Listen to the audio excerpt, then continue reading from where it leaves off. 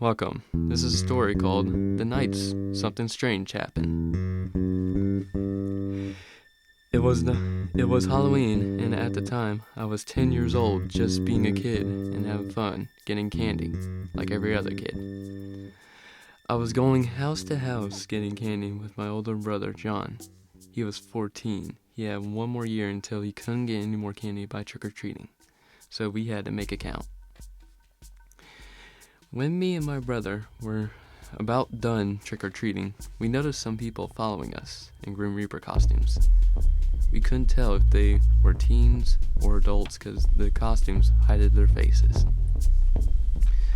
So we turned right at each end of the block just to make sure they were following us, and after 4 turns, they were still following us. Not knowing what they wanted, we kept a safe distance away from them the best we could, because we didn't know what they wanted.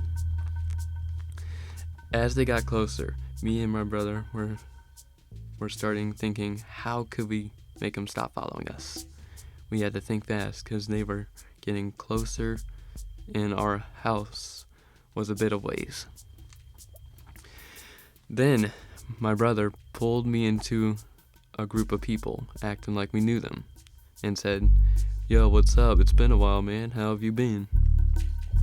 As he was saying that, he whispered to the group that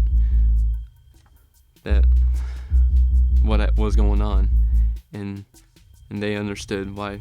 A few minutes later, the people in the Grim Reaper costumes were gone. After that, they thanked the group of people for acting like they knew them. The next day, I heard on the news that some children and adults were missing in the area that were trick-or-treating. From that moment, we wondered what would have happened if the people in the Grim Reaper costumes would have done to us if they had caught up. The end.